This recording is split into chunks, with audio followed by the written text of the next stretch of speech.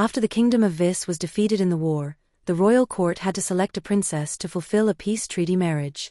The prophet declared that I was the most suitable candidate. That very night, I murdered her and hung her corpse from the tower where she made her divinations. No one dared to utter a word of protest, because they all knew I was a lunatic. At 3 years old, when my wet nurse pinched me, I ripped out all her hair and shoved it down her throat. At 4, when a governess tried to teach me etiquette, I ruined her face with boiling water. At 5, when someone badmouthed my royal mother behind her back, I had her shoved into a beast's cage. At 7, when my royal brother reprimanded me for disrespecting my elders, I simply broke his legs. Yet, even I had a weakness. My royal mother. She lowered her slender, delicate neck and begged me to accept this treaty marriage. Her neck was so fragile and soft that a gentle squeeze could snap it right in two. I couldn't bear to do it. So I went, marrying the most unfavored prince in the kingdom of Ashmore. On our wedding night, the prince never showed up. I pushed the door open and walked in, only to find the woman who was supposed to be his true wife. Her neck looked just as slender and soft as my mother's. The room was so quiet you could hear a pin drop. My gaze lingered on her neck for a long time. It was pale, elongated, and delicately supported her beautiful head. Perhaps the sight of me in my wedding dress, dragging a sword, was too terrifying, because the two people huddled in the bed just stared at me blankly, unable to recover their senses for a long while. Once he finally reacted, the prince threw on his coat, scrambled out of bed, grabbed a vase from the table, and shouted at me with fake bravado. Don't you come any closer. You're only 9 years old. I can't possibly marry you. I was forced into this. I already have a wife, and she is the only one I will ever want in this life. He caught my attention, and my gaze landed on his handsome face. He was a perfectly fine person, but unfortunately, he had such a noisy mouth. The incessant chatter was deeply annoying. The noisy ones get quiet once you kill them. Back in Vis, no one ever dared to raise their voice around me. Before I left, I asked my mother if I was allowed to kill people in Ashmore. She told me yes, I could. If I could, then I'd just kill them all. The heavy burden of destroying this kingdom rested squarely on my shoulders. Sensing my irritation, Jade poked his little emerald head out from my sleeve, flicking his tongue, ready to lunge and take a bite out of him at any moment. When the prince saw Jade, he let out a yelp and dropped the vase. It shattered into pieces as he hugged the woman and backed away. To hell with being a prince, I don't want it anymore. I'm going back to Millhaven to be a schoolteacher. What a useless man. I spoke up. I want her. With one shove, I pushed him aside. The useless fool stumbled back a few steps and landed hard on his rear. I decided I kind of liked her. She reminded me a little of my mother. Frail and beautiful. But in some ways, she was different. When my mother saw me holding a sword, she would get scared, avert her eyes, and bare her vulnerability to make me compromise. But she didn't. She reached out and touched my sword, as if she were praising me. Are you really that strong? You can lift a sword taller than you are. Is that a snake on your wrist? It's emerald green, so pretty. Can I pet it? I frowned. I hated when people suppressed their terror just to humor me. I hated when they clearly saw me as a monster, but eagerly pretended to be my accomplice. I stared right into her eyes, deciding that if I caught even a trace of pretense, I would kill her. Her bright eyes were as clear as spring water. With her dark hair cascading down, she leaned her body toward me.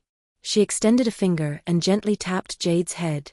Jade stopped flicking his tongue and immediately slithered back into my sleeve, wrapping tightly around my wrist. She spoke again. Are you hungry, princess? Would you like some pastries? I figured she just didn't know about my reputation yet and was treating me like any ordinary 9-year-old child. We kicked the prince out of the room. She helped me remove my makeup and wash up, and then we lay side by side on the same bed in the dark. She smelled so good, like the damp, fresh scent of grass after a rainstorm. The first time I ever smelled something like that was on the journey from Vis, when a torrential downpour caught us on the road. After the storm cleared, a rainbow arched across the sky, I rolled up the carriage curtain, and that exact scent rushed over me. The maid who accompanied me on the trip told me it was a rainbow, which only appears after the wind and rain. She closed her eyes and made a wish, saying she hoped to return home soon and reunite with her family. By dusk, She had died by my hands.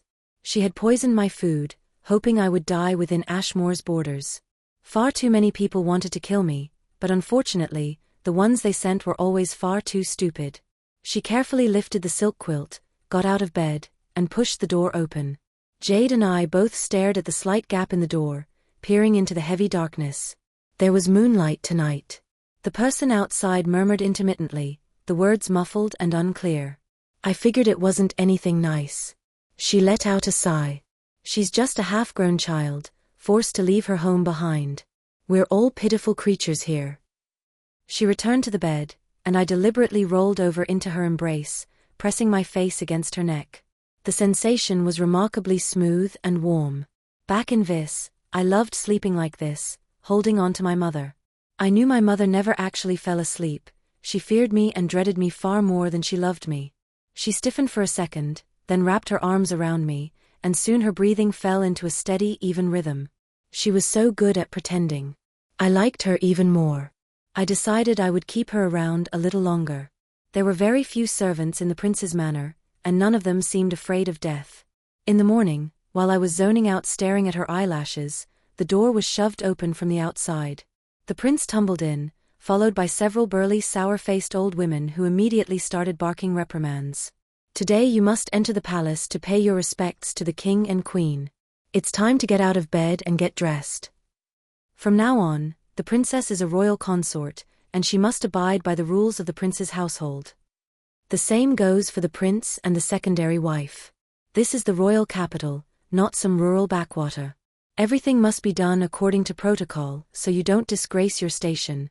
Look at you all, what kind of indecent display are you three putting on? The prince and she listened to these harsh words, looking completely accustomed to it. When the old woman mentioned me, she opened her mouth to say something, but he grabbed her arm and shook his head at her. Before coming here, I had investigated the backgrounds of all the princes in Ashmore. Callum had only been recognized by the royal family 3 months ago. He looked remarkably like the king did in his youth. Following a bloodline verification, a mere village schoolteacher suddenly vaulted up the ranks to become a prince, second only to the monarch. I had expected him to be a coward, but I hadn't expected him to be this pathetic. The worst assignments in the court were dumped on him, and he was the one forced to demote his wife to a concubine just to marry me. Now he was standing here letting a few old hags point fingers at his face and lecture him. I raised my hand, and Jade launched directly onto the wrist of the old woman who was pointing at us, sinking his fangs in. Moments later, she turned into a corpse with a purple-tinged face, collapsing rigidly onto the floor. The rest of them trembled like leaves, terrified out of their wits, and desperately avoided my gaze. A few of the more cowardly ones even wet themselves. Princess. I shot her a mild glance. Evelyn's soft hand grasped mine, pulling me slightly behind her. Don't be afraid. I zoned out for a moment.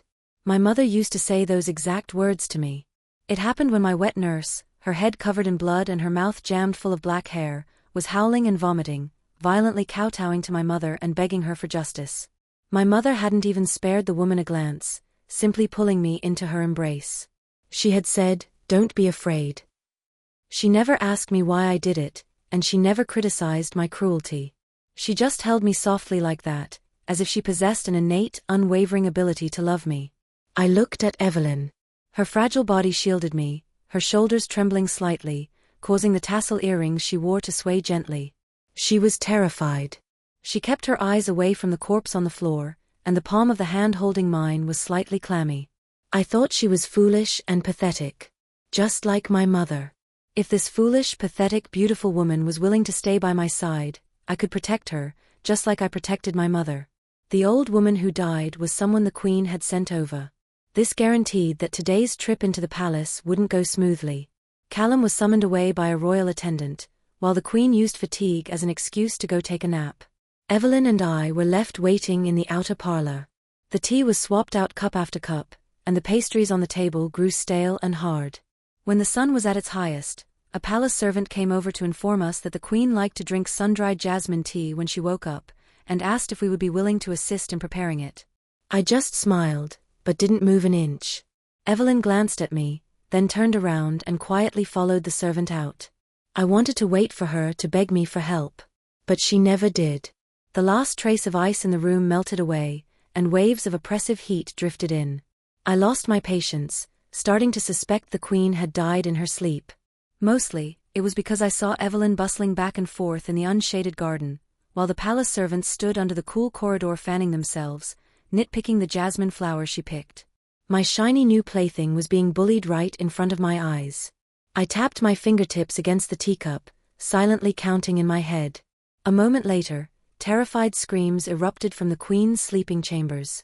She sprinted out in her lavish robes, accidentally stepped on her own trailing skirt, and crashed heavily to the floor, her luxurious jewelry scattering everywhere.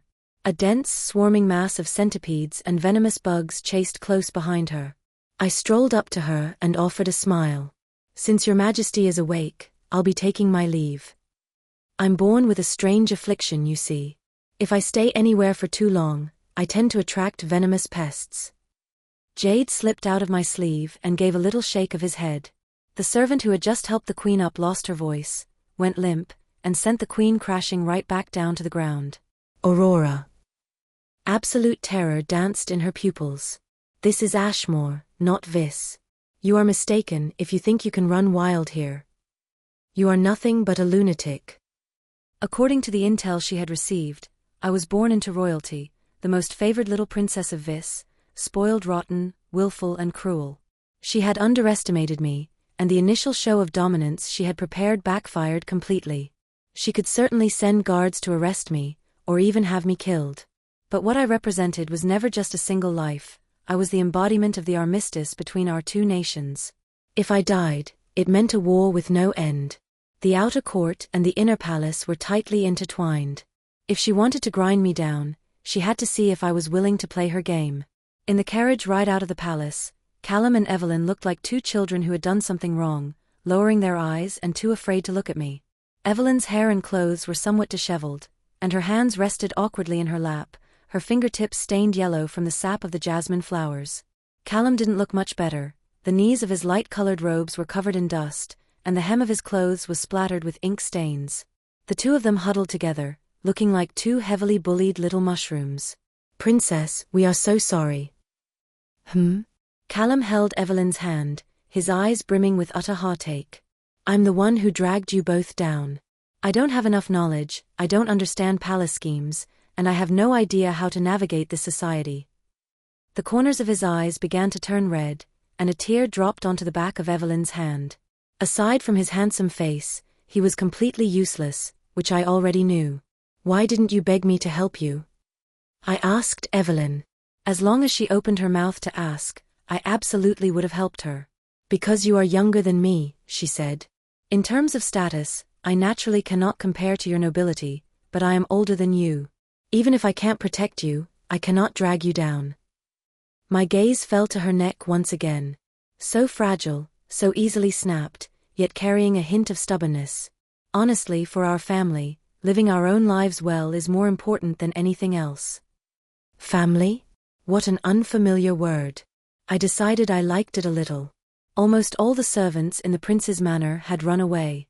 Since Callum was desperately poor, I pulled out my dowry and told him to go buy what we needed. I was a little excited to see what a real home looked like. Evelyn took my hand and led me to the market to buy groceries. I had never been to such a bustling, lively place. The people there looked at me without any fear in their expressions. They smiled at me and told me I was very pretty. Evelyn used a few copper coins to buy a basket of vegetables, as well as a candied apple on a stick. I took a bite. It was sour on the inside, but coated in a hard sugar shell on the outside, which made it sweet. A candied apple was a very strange thing.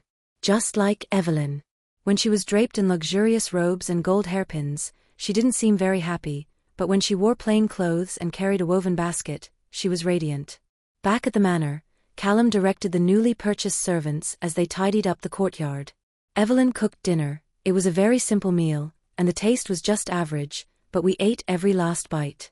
Callum and I fought over the last piece of meat, but Evelyn placed it onto Jade's tiny saucer. Neither Callum nor I got to eat it. While Callum went to wash the dishes, a swing was set up in the courtyard. Evelyn and I lay on it, swaying gently back and forth as the sunset reflected in her eyes. She squinted happily. I asked her, Why are you different from everyone else? She answered, because everyone is special. That night, I fought with Callum again. We both wanted to sleep next to Evelyn, but there was only one Evelyn. We fought from the table all the way down to the floor. Meanwhile, Evelyn sat to the side cracking walnuts with Jade. He was a snake. Why on earth was he cracking walnuts? In the end, the three of us and the snake all slept together. Evelyn slept in the middle, and Jade slept curled around my wrist. I didn't mind. Callum was extremely unhappy about it, but I didn't care. We were placed under house arrest. We received house arrest and a 6-month docked salary because the Queen had fallen terribly ill, unable to sleep at night. The moment she closed her eyes, all she saw were crawling insects. On top of that, more than half the servants in the Queen's chambers had died under mysterious circumstances. I curled the corners of my lips into a smile and tapped Jade's tiny head. Anyone who bullied Evelyn deserved to die. Callum was the first to rush up to the royal herald delivering the decree, grabbing his arm and demanding answers. So you mean to tell me that starting today, I don't have to attend court or participate in any political council meetings? The herald nodded, looking at him with pity. He clearly suspected this prince had lost his mind. Evelyn quickly followed up. And you mean I don't need to go to the palace to learn royal etiquette anymore? The herald nodded again. The secondary wife was apparently deeply unwell in the head too. I was just about to step forward when the herald scrambled back several steps. There is no need for you to speak, princess. You are permanently forbidden from coming anywhere near the palace gates. Oh, that wasn't what I was going to ask. I wanted to ask if the Queen ended up dying, could we extend our house arrest a little longer? Evelyn told me that if the Queen died, the whole country would go into national mourning. We would all have to go to the palace to hold vigil, and it would be exhausting work. If that happens, you wouldn't be allowed to eat candied apples, sugar cakes, pork ribs, or any meat at all. I knew she was just trying to scare me. That night, I overheard Callum whispering to her. A personality like the princess's makes it far too easy to stir up devastating trouble. I never wanted to marry her to begin with. We simply aren't walking the same path. Our position is already difficult enough, like walking on thin ice. I don't desire the highest throne, nor do I want wealth and glory. All I want is to be with you, to return to Millhaven and be a normal schoolteacher. Evelyn loosened her arms around me, turned over, and embraced Callum. I opened my eyes and stared intensely at her back. I didn't want to kill her. I just felt a little sad. I curled myself into a ball and turned my back to them. Behind me, I heard her gentle voice. Don't say things like that anymore. The princess is just too innocent, she doesn't understand these complex matters. Even without her, there would be someone else. We are pawns on this board, and there's no retreating unscathed. She let out a sigh. Callum, we are going to have to adapt to life in the royal capital eventually. Neither of us can go back. Beneath the blankets, she reached out and grasped my hand, her fingertips tapping lightly against my palm. It's not your fault. I didn't know who she was saying that to. Neither Callum nor I made a sound. The moonlight was as cool as water, and the room was completely silent. For the first time in my life, I dreamed. In the dream, a rainbow arched across the sky. I closed my eyes and made a wish. I hoped Aurora could have a family. 2 months into our house arrest, the royal capital threw a midwinter festival, and I dragged Evelyn out so we could sneak away and play. The bright lanterns burned endlessly, illuminating the entire night sky. I stared blankly at a beautiful glass lantern perched high on a platform. These lanterns hung one by one from wooden frames, their trailing tassels decorated with slips of paper bearing written riddles. I was terrible at this sort of thing. I shifted my expectant gaze onto Evelyn. The lantern I liked was at the very top. I believed Evelyn could win it. Back at the manor, I had watched her and Callum discuss poetry and literature, and her insights were far more profound than his. I genuinely thought she was much smarter than Callum. She stepped onto the platform, wearing the little rabbit mask I had picked out for her earlier. She answered a few riddles correctly, just as another woman, her face veiled in light silk, also stepped onto the stage. The two of them raced to answer the questions, both of their eyes locked on that specific glass lantern. As the judge's drum struck, Evelyn won by a single riddle. That glass lantern was taken down and placed right into Evelyn's hands. She turned around, handed it to me, and rubbed the top of my head. "Happy birthday, Aurora." A gentle warmth spread from the top of my head. My fingers tightened their grip on the lantern handle. "How did you know?" Back in Vis, my birthday was just another standard banquet organized by the palace, exactly the same year after year. A crowd of hypocrites sat together, taking turns raising their glasses to drink deeply. It was incredibly boring. I never received birthday presents. I remember one time, my younger royal sister wore a jade pendant around her neck after her birthday. She told me her mother had carved it just for her. I went to my mother and asked where my birthday gift was. She looked shocked and said, "I assumed you didn't care for those little trinkets. Mother will make it up to you next time." Later, she forgot completely and never brought it up again. I even stopped attending the routine birthday banquets the palace threw, which only made everyone else much happier. The peace treaty documents included your birth details. Evelyn lowered her eyelashes, hiding her eyes, her tone carrying a hint of sorrow. "I was the one who managed the arrangements for your wedding banquet." I asked her, "Do you really like Callum?" She paused for a moment, then showed a helpless expression. "You're still young. You don't understand these things." But I actually knew. She cared about him deeply. I didn't like Callum, I desperately wanted to kill him. I wanted to monopolize Evelyn completely, and I thought that was what liking someone meant. Yet, I also loved Evelyn a little, so I accepted that Callum was by her side. The lively crowds gradually dispersed. I bought a bunch of little knickknacks I had never seen before, and Evelyn and I avoided the crowds as we headed back. The streets grew dim as the noise faded, and a chaotic clamor of voices echoed from a small alleyway. Evelyn grabbed my hand and quickened her pace, hurrying forward a few steps. Faintly, the broken sounds of a woman crying and screaming drifted over. Her fingers tightened around mine, and Evelyn immediately turned back around. In a dark corner of the alley, a woman's veil had fallen off, and her dress was torn and messy as several men grabbed at her. "Go alert the authorities." The moment she spoke, she let go of my hand, ran over in a few quick strides, and threw herself between the woman and the attackers. It was the same woman who had competed against Evelyn for the lantern. The warmth vanished from my empty hand. Evelyn. She loved meddling in other people's business way too much. What happened to strangers had absolutely nothing to do with us. When the men saw Evelyn, they grinned maliciously and reached out to rip off her mask. Suddenly, a massive swarm of rats poured out from the dark corners of the alley, leaping onto the men and tearing into them with their teeth. Jade slithered down from my wrist and bit the man trying to touch Evelyn, sending him shrieking in agony. Soon, only Evelyn and the woman were left standing in the alley. Evelyn helped adjust the woman's torn clothes and replaced her veil.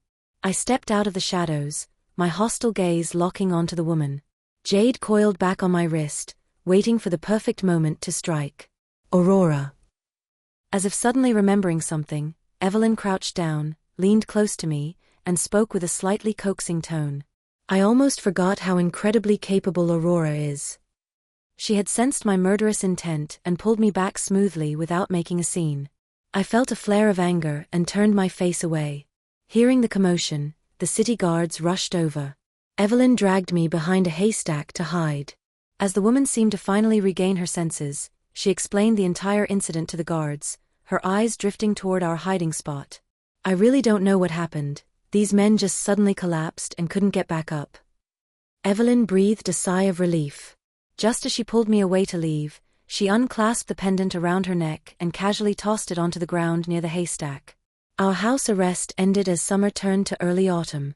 In front of the king, Lord Holst, the head of the scholars, brought up the tax reduction proposal that Callum had submitted several months prior. After a small-scale trial run, it had begun showing preliminary success. The issue of taxation had caused endless arguments in the royal council. The war had just ended, and the royal treasury was empty. Edric, the son of the queen, advocated for increasing taxes, while Davin, the son of Lady Vera, pushed for tax reductions. The rest of the princes picked their sides, blindly echoing whichever camp they chose. This miserable task had originally been dumped into Callum's lap. At the time, he had just entered the political arena and didn't understand its convoluted intricacies.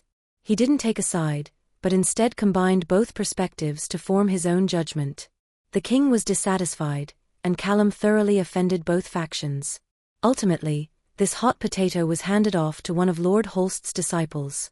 On the exact day our house arrest was lifted, Lord Holst's daughter Audra arrived at our door. She opened her palm and placed Evelyn's necklace pendant onto the table, returning this to its rightful owner. The subtle dance between smart people was incredibly swift.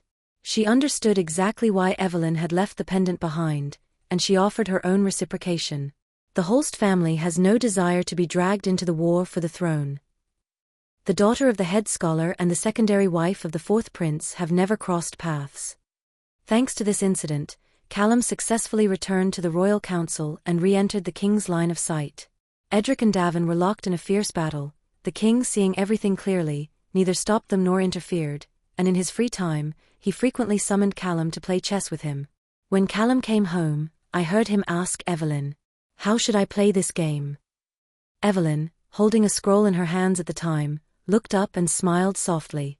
Winning and losing are both natural parts of life. Compared to an evenly matched rival, a rising newcomer is always the target people want to eliminate most. The king's continuous summons significantly elevated Callum's status, which also caused subtle shifts in the political currents of the court. In Lady Vera's garden, the flowers finally bloomed. The autumn garden banquet was scheduled for late autumn. I despised those kinds of events, so I simply didn't go. I didn't like the three of us showing up together. I hated how Evelyn had to stand one step behind me, and I hated that everyone else viewed her as just a secondary wife. As I sat on the veranda, it suddenly dawned on me that I hadn't killed anyone in a very long time. Jade was coiled up on the table, having been fed so well by Evelyn that he'd grown fat, completely losing his once nimble and agile appearance. The pear tree Evelyn had planted in the yard had grown taller. She said that in 2 more years, it would bear incredibly sweet pears. A loud commotion erupted outside the courtyard, and Callum came rushing and carrying a pale, sickly Evelyn in his arms. Today, she was wearing the dress I had chosen for her palace visit, made of light purple smoke cloud silk, but now the skirt was completely covered in splattered blood. The same hand that had patted my head right before she left was tightly bound in white bandages, and bright red blood seeped through the fabric from within. Who did this? I kept my voice terrifyingly low, terrified of waking Evelyn on the bed. The fiery rage in my chest was practically tearing out of me. Her gentle brow was furrowed, tortured by pain even in her sleep. It was Lady Rena. She claimed she lost a royal hairpin at the banquet, and they found it on Evelyn. Callum held a handkerchief, gently wiping the sweat from her forehead inch by inch. It was a frame-up. Lady Rena belongs to Lady Vera's faction, and Lady Vera is Davin's biological mother. In the war for the court, Davin tried to recruit me, and I refused. I let out a cold laugh. The second he set the handkerchief down, I grabbed him by the collar, dragged him out the door, and slapped him across the face so hard his head whipped to the side. Are you dead? Don't you know how to protect her? If you won't do it, I will. I'll go into the palace and kill them all. The blood in my veins boiled and screamed. He gripped my wrist tightly, roaring back in an equally hushed tone. Aurora, do you have any other solution besides killing them?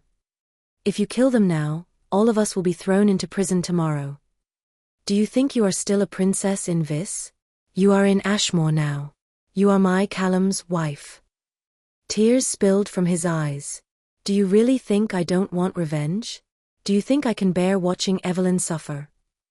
He stared intensely at me. Destroying ourselves just to take them down isn't revenge. Destroying them without shedding a drop of our own blood is. Without power here in the capital, we can't even walk out our front door without being at the mercy of others. I yanked my wrist out of his grip and glared at him. If you want power, I will help you get it. But if you dare to let those people off the hook, I will kill you first. By the time the winter hunt arrived, Evelyn's hand still hadn't healed.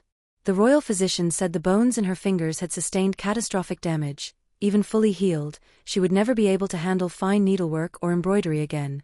Callum took excellent care of her, spending all his free time by her side, attending to her every need with meticulous detail. I could tell she was very happy. Before I left for the winter hunt, she held my hand and cautioned me over and over again. She really didn't want me to go. The terrifying incident at the palace had left her with lingering trauma. Aurora, if you encounter danger, you must protect yourself first. Nothing else matters. What she meant was, if someone tried to bully me, I was allowed to just kill them. I smiled and hugged her to comfort her. Because this time, Callum and I were specifically going there to murder people. After several days of heavy snow, the weather had finally cleared up. The king was in extremely high spirits, and the courtiers below him worked double time trying to win his favor. Callum and I exchanged a look. I gave him a nod, and he mounted his horse, riding off with the main hunting party. Soren, the son of Lady Rena, had always been an outstanding archer and rider. Currently surrounded by a crowd of sycophants, he couldn't hide the smug look on his face. Lady Rena didn't have a prominent family background, but she used her pretty face to enter the palace, gave birth to a prince, became Lady Vera's lapdog, and was now basking in her own success. A tiny spider crawled up beneath the hem of her elaborate, layered dress. Evelyn had her fingers crushed through Lady Rena's schemes, so I stared at Lady Rena's pretty little face. I decided her face would be a good down payment on her debt. The spider emerged from her collar, crawled across her pale neck, and took a vicious bite right out of her cheek. Ah! Her shrieks shocked the surrounding noblewomen into backing away. A bright red, swollen rash rapidly consumed the left side of her face.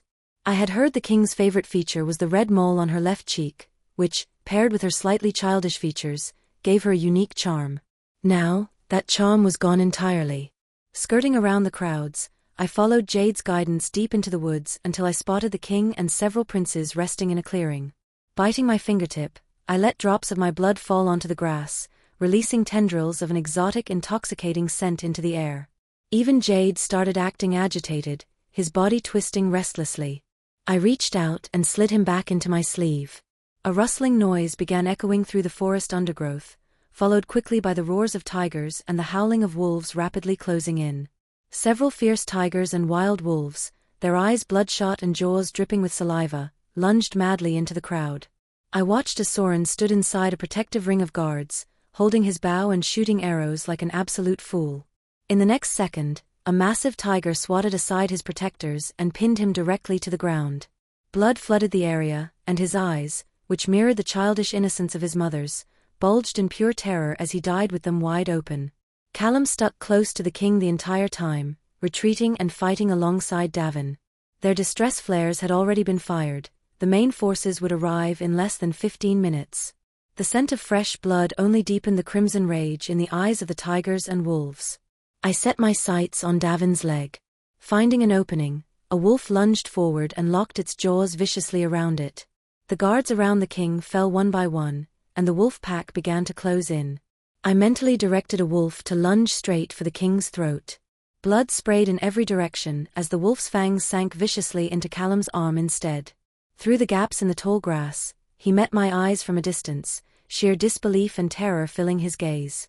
This was completely different from what we had planned. In our original plan, he was only supposed to sustain minor injuries while protecting the king. But what I really wanted was for every single person who had hurt Evelyn to die. And those who failed to protect her naturally deserved to die too.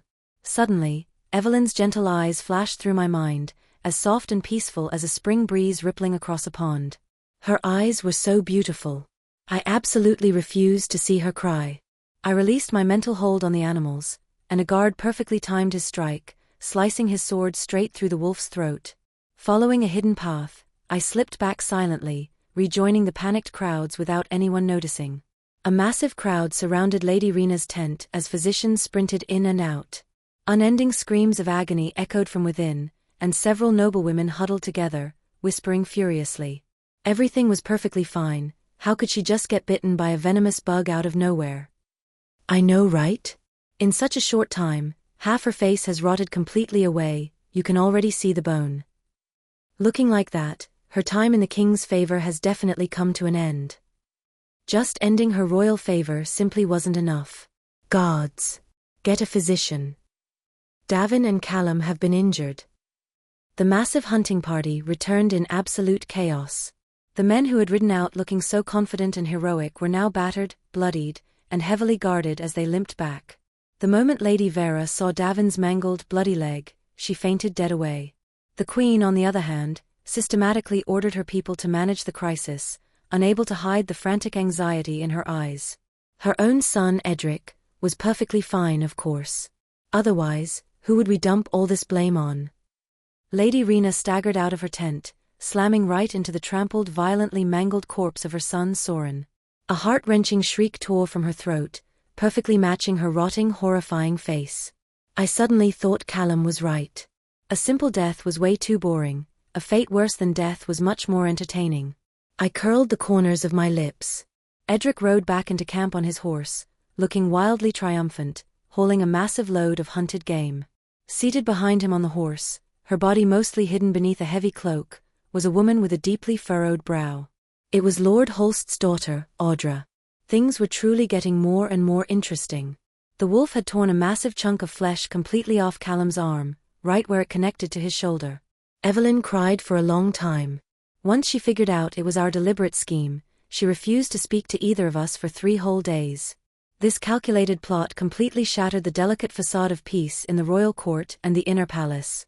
Davin broke his leg, Callum mangled his arm, and Soren died. Only the Queen's son, Edric, escaped completely unharmed, and he had even used the chaos to rescue Audra, who had sprained her ankle. Everyone knew Audra was Lord Holst's only child. Frail since childhood, she was raised in the Southern Territory and had only recently returned to the capital. She was the absolute apple of his eye, left behind by his late wife. Whoever gained Audra's favor would gain the immense power of Lord Holst's entire political faction. As the head of all civil officials, with countless disciples placed throughout the government, he was a force that could not be underestimated. In the royal court, Davin's faction bit into Edric like rabid dogs and refused to let go. Edric was originally in charge of organizing the winter hunt, so even though they couldn't find concrete proof of foul play, they were determined to charge him with criminal negligence and poor management. The inner palace was just as chaotic. When Lady Rena discovered her face would never heal, she pulled out a hairpin during one of the Queen's visits and tried to assassinate her, resulting in Lady Rena being executed on the spot. Edric was confined to his quarters under investigation, while Davin and Callum's injuries excused them from attending court. In a game where everyone seemed to have lost terribly, Callum was the only one who had suffered the lightest injuries while reaping the greatest rewards. After all, he was the man who threw away his own life to protect the king. Evelyn got drunk, going so far as getting Jade drunk too and tossing him into her wine cup. She had never looked like this before, her eyes brimming with endless, blurry tears. She asked me a question. "Aurora, do you want to be the queen?" I shook my head. "No." "Then why did you do it?" I assumed she was going to ask why I teamed up with Callum to orchestrate all of this. But just as I opened my mouth to explain, she pulled me into a tight hug. Hot tears rolled onto my skin and seeped in, burning like fire. "If something happened to the two of you, what would I do? You two are the only family I have left, what would I do?" She had lost so much weight, reduced to little more than a handful of bones. I remembered the very first time I saw her, she had looked much fuller and healthier. "Princess, give Evelyn to me." Evelyn's tears were still wet, but she had already passed out completely drunk. Since that incident, Callum and I had stopped talking to each other completely. He despised me, and I despised him. We simply pretended to coexist peacefully for Evelyn's sake. I no longer slept in the same room as the two of them. Just as I had accepted my royal father being with my royal mother, I accepted that Evelyn loved Callum. I had read storybooks in the past, and the books always said, liking someone is about possession, but loving someone is about letting them be happy. I wanted to possess her, but I also wanted her to be happy. Because my feelings for her went a little bit further than just liking or loving. Time flew by, and soon the new dresses I had made were already too short for me. In early summer, Evelyn became pregnant. She drank an entire massive bowl of sour plum juice. Still unsatisfied, she reached for the pickled plums on the table. The old maid serving nearby gently held her hand back, asked her about her monthly cycle, and then immediately summoned a doctor to check her pulse. Inside her womb, a tiny new life had taken root and begun to grow. She guided my hand, pressing it against her stomach over the thin fabric of her dress. "Aurora, you're going to be an ant." Her stomach just felt warm, there was no movement at all. Evelyn said the baby was still too small and hadn't grown enough yet, but once it got a little bigger, it would start kicking and rolling. When she talked about these things, she radiated an overwhelming, beautiful gentleness. The old maid said this was how women who were about to become mothers always acted. So when my mother was pregnant with me, did she act like this too? She was incredibly eager to share the news with Callum. Since I had heard that pregnant women needed strict bed rest for the first few months, I practically shouted, "I'll go tell him. I'll go." During this time of day, Callum was always in his study. When I pushed the door open and walked in, he frantically crumpled up a piece of paper and shoved it into a book to hide it. "Evelyn is pregnant." "Really?" A look of pure ecstasy washed over his face, his eyes crinkling into crescent moons as he smiled. "I'm going to have a child." He paced around in a chaotic circle, slapped his own forehead, and then sprinted out the door. In the cool evening breeze of the courtyard, Callum pressed his face against her stomach while her hand gently stroked the top of his head. My chest tightened with a sour ache. They looked like a real family. "Aurora, come over here." Evelyn called out to me. "No backing out now. Once the baby is born, you have to help take care of it." I walked over. Yes, I would take care of it. The concubines of my royal father had given birth to babies before too, tiny, bright red, wrinkly, incredibly ugly little things that I absolutely hated. But since this baby was Evelyn's, I decided it didn't matter if it was ugly, I would love it anyway. As Evelyn's pregnancy progressed, her stomach grew larger and larger. It was a very difficult pregnancy. She vomited through the entire first trimester and well into the second, losing an alarming amount of weight that no amount of food or tonics could replace. By her final trimester, she suffered from extreme fatigue, spending most of her days lying down, her calves swelling so severely the skin turned almost translucent. I completely distrusted the royal physicians. Hearing there was a legendary gynecological specialist operating in the capital, I left the manor early one morning to find him and ask for medicine. On the carriage ride back, while passing through the bustling market, I spotted Callum outside a gold and silver jewelry shop. He was walking with Audra, looking incredibly intimate. The two of them were wearing matching colored robes, and from a distance, they looked exactly like a deeply loving married couple. While Evelyn suffered unimaginable agony carrying his child, he was busy earning Lord Holst's favor, enjoying the king's affection, and now, it seemed, securing Audra's romantic admiration. I dropped the carriage curtain, and the carriage hurried past. By the time the medicine was finished brewing, Callum was already back home, sitting on the edge of the bed and massaging Evelyn's calves. Evelyn had a new hairpin tucked into her hair and was smiling with deep contentment. When I walked out of the courtyard gate, Callum rushed after me. "There is nothing going on between me and Audra. I know you saw us, but do not spout nonsense to Evelyn. She's in the late stages of her pregnancy and she cannot handle the stress." He was using Evelyn's safety to threaten me. Just like everyone back in the royal palace of Vis knew exactly how to use my mother as my fatal weakness. Time really did move so quickly. The cowardly, useless Callum who only ever wanted to retreat to Millhaven and be a schoolteacher had finally grown a burning ambition to conquer the world. Did his promise that Evelyn was his one and only wife still count? Do you still remember Millhaven? That lilac tree. In the spring, that lilac tree bloomed with clusters of purple flowers, filling the air with a heavy, sweet fragrance. When they were young, they always played under that tree, and later on, she would sit beneath its branches to mend clothes while the petals drifted down and buried themselves in her hair, covering her in their scent. They had grown up together under the exact same sky, walking the exact same streets, living all those years together without ever imagining there would be anyone else in their lives. Callum looked at me blankly, thinking for a long time. "What?" I glared at him, looking down on him with absolute contempt. "You are free to fight for the throne. I won't interfere, but I won't help you either. If you lose, I am taking Evelyn back to Vis. But if you win, Evelyn will be your one and only queen, and her child will be the sole heir to the throne. Callum, don't get any twisted ideas, or I promise you will die a horrific death." I dropped the threat lightly and walked away. Edric and Davin had finally reached a point of absolute bloody-minded hostility. Callum, as the hidden hand pulling the strings, sat perfectly secure while watching the chaos unfold. On the surface, he remained the useless, irrelevant prince everyone naturally ignored. On the day of the palace coup, the queen summoned the female relatives from every prince's household into the palace, claiming it was a prayer ceremony for the upcoming year. I didn't want Evelyn to go. She calmed me down, her expression serene and detached.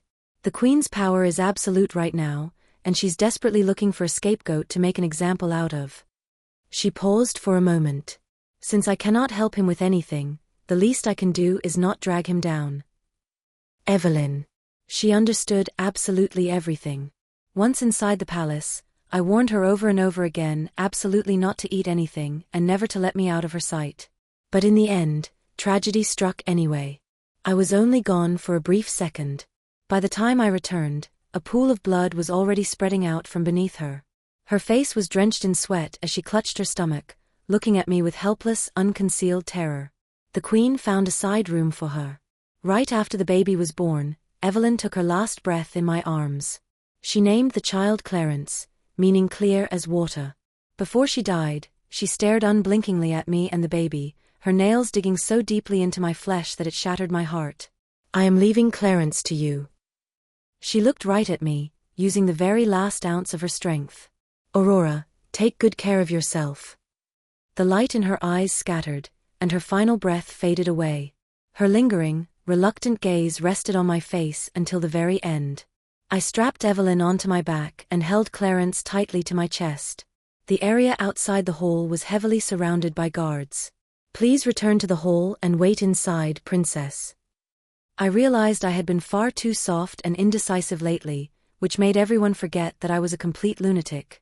I bit down hard on the palm of my hand, my eyes flashing blood red. Wherever I walked, venomous swarms attacked the crowds in a frenzy, leaving no one capable of stopping me. I walked all the way back to the prince's manor. I wiped away the bloodstains on Evelyn's body, dressed her in fresh clothes, and laid her down while Clarence slept soundly beside her. Just before dawn broke, Callum stumbled into the room, covered in blood and dirt. I drew my sword and pointed it right at him, but he didn't flinch or dodge. The sword pierced straight through his shoulder blade. He collapsed to his knees, gripping Evelyn's freezing hand as his agonizing sobs startled baby Clarence awake. Reacting to the cries, he reached out to hold Clarence, but I snatched the baby away first. Evelyn gave Clarence to me. Tell me the military situation right now. I am lending you 400,000 troops from Vis. I want this entire capital drowned in blood. I want every single person who had a hand in her death destroyed. Knowing Ashmore would inevitably dissolve into chaos, I had long since sent a letter back to Vis. An army had already massed at the borders, and 3 days was all it took for them to reach the city gates. Edric murdered his father to seize the throne, only for Callum to storm the palace with my army.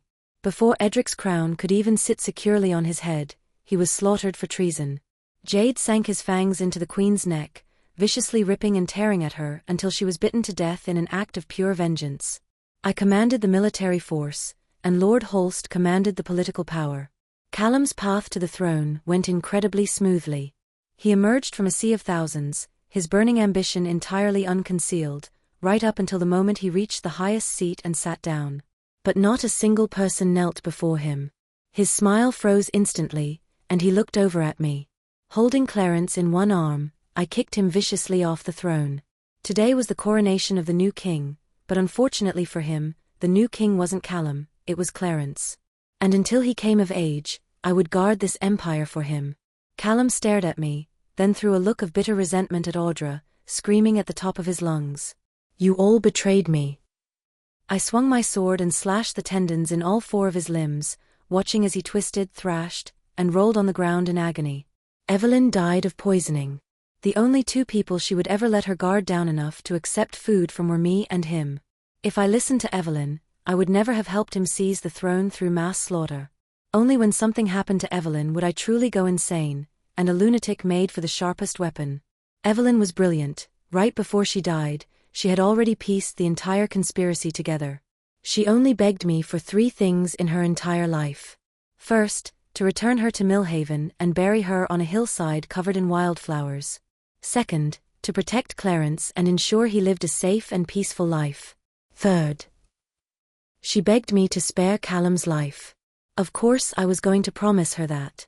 Death wasn't something to be afraid of. Begging for death and not receiving it was the true torture. I wanted him to live the rest of his life agonizingly aware of exactly what he had lost. I never wanted to kill her. His raspy, desperate voice echoed from the floor. That poison was only meant to mimic the symptoms of a fatal toxin.